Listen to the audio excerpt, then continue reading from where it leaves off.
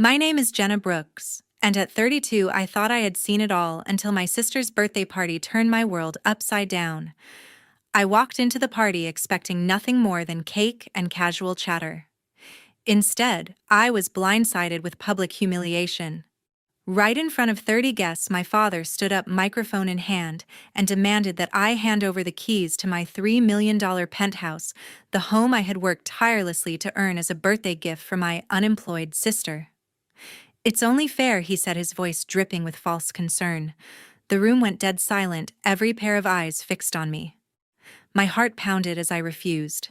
That's when he snapped. His hand struck across my face, the slap so hard that one of my earrings flew across the floor. Gasps echoed through the room. Someone had already raised their phone to record the scene. I didn't cry. I didn't scream. I calmly picked up my earring, gave my sister a cold smile, and walked out. In the hallway, I pulled out my phone and pressed a button. 30 minutes later, a woman stormed into the party. "You have 5 minutes. Or," she said, her voice like steel. The air grew heavy and everyone exchanged panicked glances, unsure of what would happen next. What came after? You wouldn't believe it. Before I share the rest of my story, tell me, what time is it right now and what city are you watching from? Drop your answer in the comments. I'd love to know where this story is reaching you. That evening, I stepped into my parents' luxe home in Atlanta for Tara's 35th birthday party. The place screamed wealth: marble floors, floor-to-ceiling windows, a skyline view that could make anyone jealous. My father had gone all out, hiring a private chef and a string quartet with crystal chandeliers casting light over the catered spread. I'd chipped in too, $300 for vintage wine and another $500 for the chef. Not a word of thanks. Instead, my mother breezed past me, fussing over the dessert table like I was invisible. As guests arrived, I scanned the room. My older sister, the guest of honor, floated in, wearing a designer dress, her laughter loud and carefree.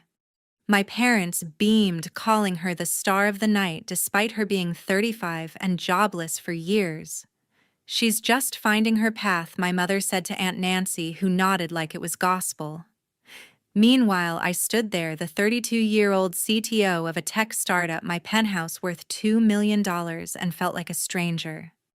Dad pulled Tara into a hug, praising her charm, her grace, qualities I apparently lacked because I chose a career over a husband.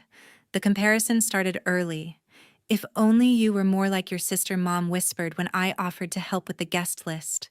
Less ambition, more warmth. It stung, but I swallowed it. Aunt Nancy chimed in, her voice sharp. "All that tech stuff, does it make you happy, Jenna? Or just rich?" Uncle George laughed, sipping my wine, and said, "She's too busy for a family." Even Cousin Tyler, barely 30, smirked. "What's the point of a fancy job if you're alone?" The room buzzed with their judgment, each comment a jab at my choices. I tried to blend in, making small talk with neighbors and family friends. I smiled at their stories, nodded at their compliments for Tara's free spirit. But the air felt heavy, like I was on trial for daring to succeed. My parents didn't acknowledge my role in the party's budget, didn't mention my promotion last month, didn't care that I'd built a life from scratch. Tara, meanwhile, soaked up the praise, her fiancé Ethan by her side, both of them basking in the spotlight. I caught her eye once, hoping for a flicker of gratitude. She looked away. "You're welcome for the wine," I said under my breath, knowing she wouldn't hear. I moved to the bar, pouring myself a glass of the wine I'd paid for. A family friend, Mrs. Larson, approached her, tone pitying. "You must be so proud of your sister," she said. "She's got such a bright future." I forced a smile, my fingers tight around the glass. Proud of what? Tara hadn't worked a day in years, living off my parents' handouts while I climbed corporate ladders. Yet here she was, the golden child, while I was the outcast for choosing a different path. My chest tightened, but I pushed the hurt down, refusing to let them see me crack. As the quartet played on, Dad raised a glass, toasting Tara's vibrant spirit. The guests clapped, their cheers echoing off the penthouse walls. I stood in the corner, my stomach twisting. I wanted to belong, to feel like part of this family. So I stayed pasting on a smile, shaking hands, laughing at bad jokes. But deep down, I knew this wasn't my place. The way they looked at me like I was too much yet not enough made that clear. I took a deep breath, straightened my shoulders, and decided to stick it out. For now. As the birthday cake was cut, my father stood up with a microphone. The room quieted, the string quartet pausing mid-note. Dad's smile was wide, almost theatrical, as he raised his glass. "Tonight we celebrate my daughter's 35th birthday," he said, his voice booming through the penthouse. "And I have an announcement. Jenna, our generous daughter, is gifting her penthouse to Tara to help her start anew." The words hit like a punch. 30 guests turned to me, their eyes expectant, some already clapping. My stomach churned. My penthouse, $2 million earned through years of late nights and coding marathons, was being offered up like a party favor. Tara, my older sister, gasped, pressing a hand to her chest. "Oh, Dad, really?" she said, her voice dripping with surprise. But I caught the flicker in her eyes, the way her lips twitched upward before the gasp. She knew. This wasn't spontaneous. It was planned. I stood frozen, my wine glass cold in my hand, as the room waited for my response. Dad kept talking, his tone patronizing. "Tara's been struggling jobless for a while now. It's only right for family to step up, right, Jenna?" The guests nodded, murmuring approval, their faces a mix of pity for Tara and expectation for me. My mother joined in, her voice soft but pointed. "Jenna, you've done so well for yourself. Sharing with your sister is the least you can do." Aunt Nancy, seated nearby, leaned forward. "It's a beautiful gesture," she said, her smile tight. "Don't be selfish, dear." Uncle George nodded, his voice gruff. "Family first, Jenna. You don't need that big place all alone." The pressure was suffocating, their words piling on like weights. I glanced at Tara's fiancé, Ethan, who avoided my eyes, sipping his drink.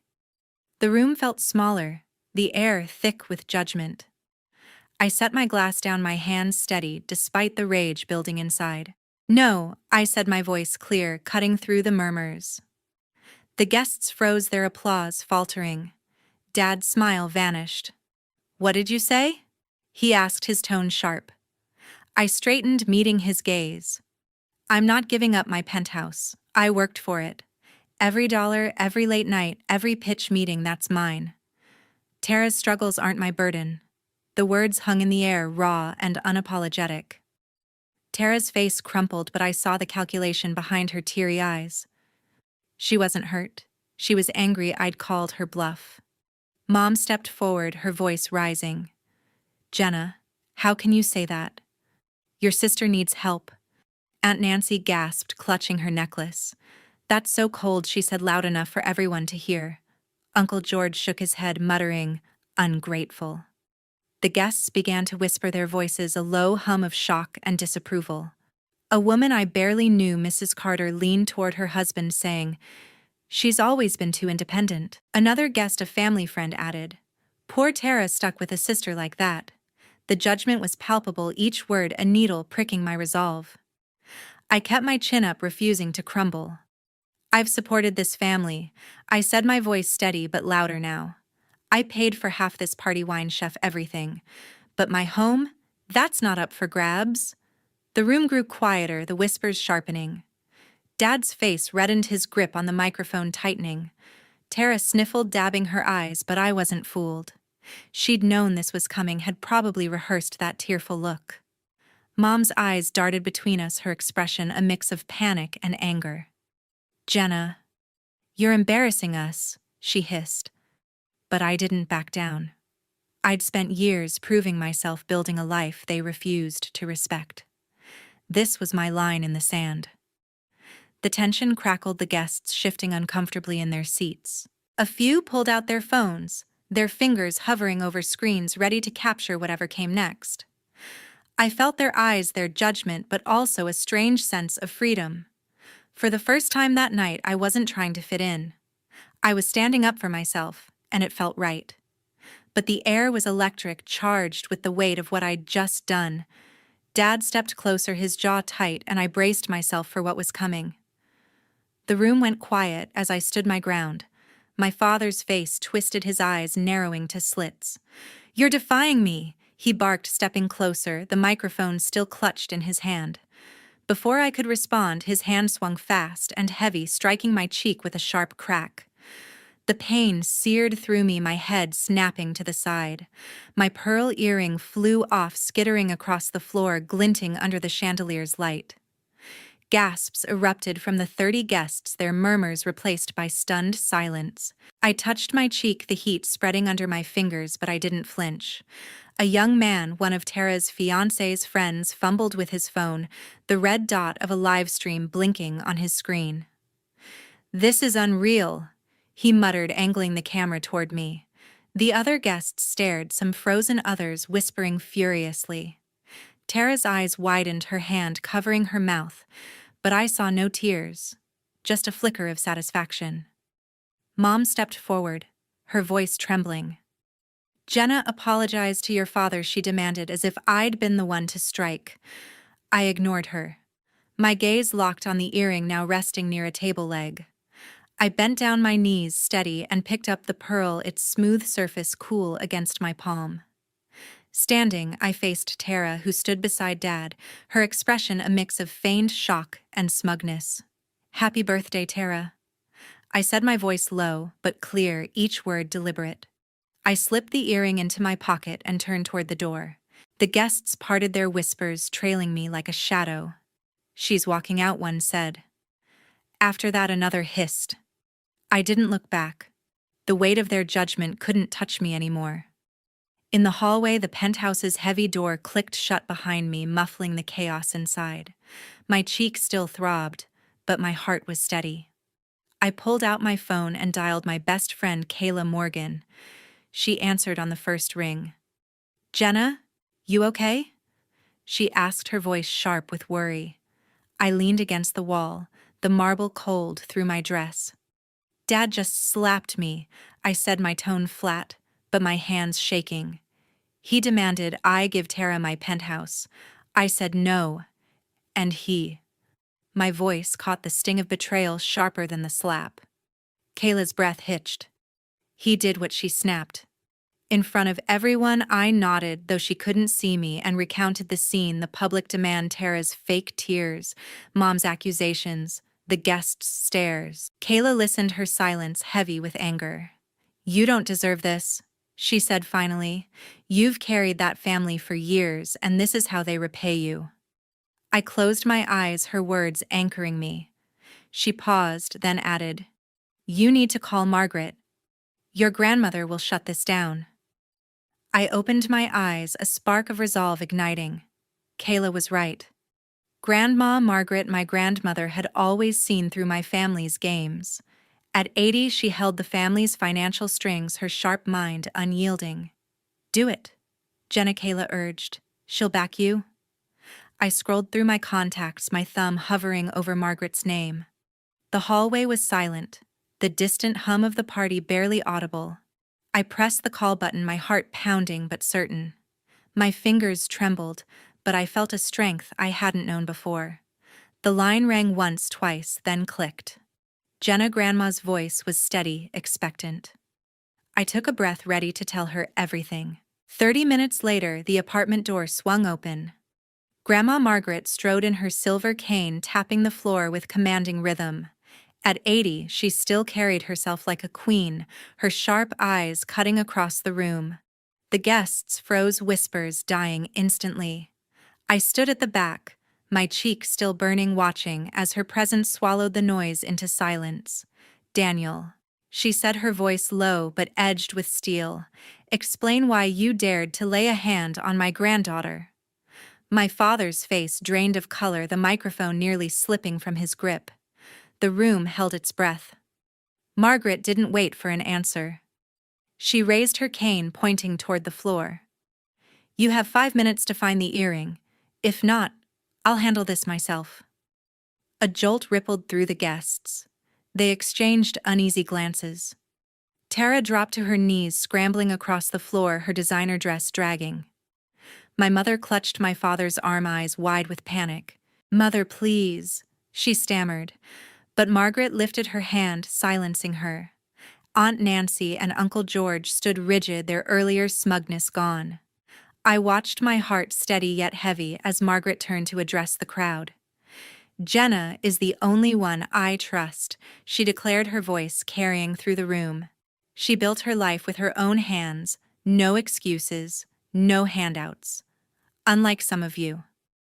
Her eyes speared my father, then my mother, then Tara, who froze mid-search, her face twisting. "Daniel, you run a company but can't run your family fairly. Susan, you coddled Tara into uselessness. And Tara," her voice dropped not with kindness, "you've taken enough from your sister." Gasps erupted, phones lifted, capturing every word. Margaret stepped forward, her cane tapping rhythmically. "I've made my decision," she announced, her gaze brushing mine. "I am rewriting my will. Everything, my estate, my investments, my properties, will go to Jenna." Chaos broke loose. My mother let out a strangled cry, hands flying to her mouth. "You can't!" she screamed, her voice cracking. Tara collapsed into a chair, sobbing uncontrollably, her tears no longer calculated but desperate. My father stood rigid, jaw clenched tight, while Aunt Nancy whispered, "This is outrageous," to Uncle George, who nodded, pale as stone. The guests buzzed, shock rippling across the room. Mrs. Larson clutched her purse, muttering, "She's leaving it all to Jenna." Another guest, a colleague of Tara's, shook her head. "Tara's finished now." The string quartet stood, frozen instruments silent. I stayed quiet, my hands clasped, absorbing the weight of Margaret's words. She wasn't only defending me, she was tearing down years of lies. Our eyes met, and she gave me a small nod, fierce yet proud. Tara's sobs grew louder. "Grandma, please," she begged, voice breaking. "I didn't mean for this." Margaret's expression didn't falter. "You meant every bit of it," she replied coldly. "You knew your father's plan, and you let it happen." My father stepped forward, his voice trembling. "Mother, you're overreacting. Jenna's fine. She's strong." Margaret's eyes narrowed. "Strong because she had to be," she snapped. "No thanks to you." My mother tried again, her tone pleading. "We're a family, Mother. Don't tear us apart." But Margaret turned away, her cane striking firmly as she walked toward me. The 5 minutes slipped by. The earring hidden in my pocket was never found. Margaret never asked. She knew. "This family has failed Jenna," she declared, her voice echoing. "You've shamed her, used her, and even struck her. No more." Guests shifted uncomfortably, some averting their eyes, others still recording. The air grew thick, the glamour of the party shattered. I stood still, chest tight but resolve unshaken. Margaret's words were my shield. Her decision, my lifeline. The chaos, my mother's panic. Tara's tears, my father's silence felt distant, like a storm I no longer had to endure. That night in my own penthouse, my phone wouldn't stop buzzing. Notifications flooded my screen, the live stream from Tara's party going viral. Comments poured in, condemning my father's actions and questioning the Carter family's morals. "Disgusting behavior," one user wrote. "Jenna deserves better," another posted. The video had racked up thousands of views, each share amplifying the public's outrage. I sat on my couch, the city skyline glowing through my windows, and scrolled through the posts, my chest tight with a mix of vindication and exhaustion. My phone pinged again, a message from a mutual friend. Ethan's family was reconsidering the wedding, shaken by the scandal.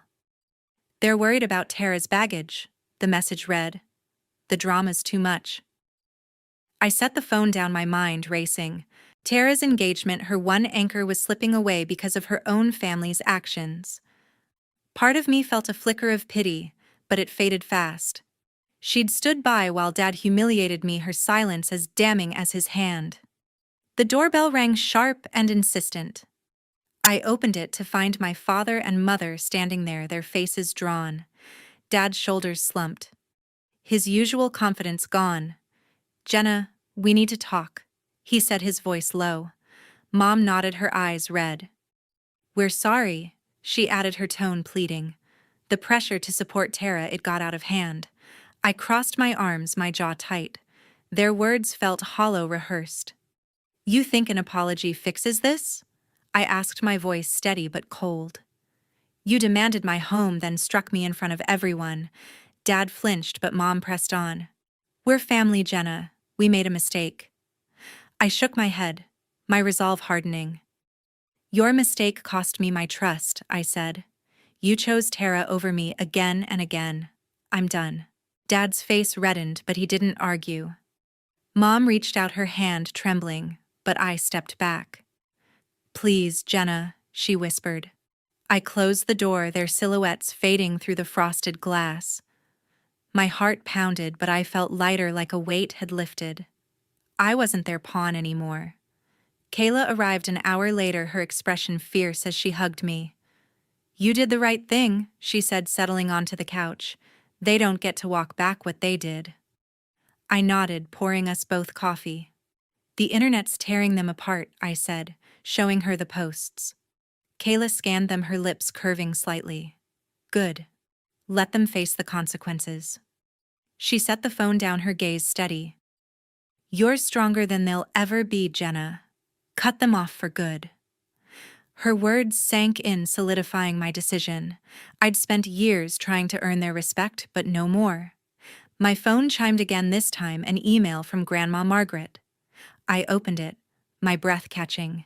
Jenna, it began. My decision stands. The will is being redrafted, naming you as my sole heir. You've proven your worth not just to me, but to yourself. Stay strong. I read it twice, the words grounding me. Margaret's trust was a lifeline, a validation of everything I'd fought for. Kayla squeezed my hand, her smile warm. She's got your back, she said. I nodded, my eyes stinging but my heart firm. The family I'd clung to was gone, but I was ready to move forward alone. I felt a quiet peace knowing I'd chosen myself at last. 3 months later, I stood in my penthouse watching Atlanta's skyline. The city lights sparkled, a quiet reminder of everything I'd built. Last week, I'd been promoted to Chief Technology Officer at my company, my name etched on a glass award for innovation in AI. The ceremony had been packed, colleagues cheering as I accepted the honor, my heart swelling with pride. I'd worked for this night's coding until dawn pitches that won million-dollar contracts. This was my victory, earned through sweat and determination, not handed to me. News of my family's downfall trickled in through mutual contacts. Tara's engagement had collapsed. Ethan and his family walked away, unwilling to tie themselves to her tarnished reputation. The viral livestream had painted the Carters as toxic, and the city's elite shunned them. My father's business dealings faltered, clients pulling back after his public disgrace. My mother's social circle dwindled, her charity events now sparsely attended. I felt no joy in their ruin, only a quiet acceptance. Their choices had led them here, not mine. I'd severed all ties with them. No calls, no texts, no reconciliation. The night I'd shut the door on my parents' apology was the last I'd spoken to them. Their betrayal, demanding my home siding with Tara, the sting of my father's hand, had drawn a line I wouldn't cross again. My phone, once flooded with their messages, now stayed silent. I'd blocked their numbers, my resolve unshaken. The family I'd known was gone, replaced by a clarity I hadn't expected. Kayla had become my rock. We met weekly, her laughter filling my home as we planned trips or debated tech trends. My colleagues, too, had stepped up, inviting me to dinners and brainstorming sessions, their respect genuine. One evening, my teammate Sarah had raised a glass, saying, "To Jenna, who proves hard work pays off." I'd smiled, the warmth of their support wrapping around me like a shield. These were my people now, the ones who saw my worth without strings attached. Grandma Margaret remained my fiercest ally. She'd finalized the transfer of her estate properties, investments, everything to me. Over lunch at her favorite cafe, she'd handed me the legal papers, her eyes gleaming. "You're the only one I trust," she said, her voice firm. "You've got my spirit, Jenna." I'd hugged her, my throat tight, knowing her faith in me was worth more than any fortune. She called often, sharing stories of her youth, her wisdom grounding me as I navigated my new role. Looking out at the skyline, I thought about the lessons carved into me. Personal boundaries were sacred, a line no one, not even family, could cross without consequence. I'd learned to guard my space, my achievements, my heart. True family wasn't defined by blood, but by respect, by those who lifted you up instead of tearing you down. Kayla's loyalty, my colleagues' camaraderie, Margaret's trust, these were the bonds that mattered. I'd spent years seeking approval from people who never valued me. Now I valued myself. I turned from the window, my award glinting on the shelf. The penthouse, once a battleground, was now my sanctuary. I'd made it mine, not just with my name on the deed, but with the life I'd built. The past 3 months had shown me who I could be: strong, independent, unapologetic. I picked up my phone, texting Kayla about our next meetup. As I hit send, a calm settled over me. The Carter's drama was behind me. My future, bright and unshackled, stretched ahead.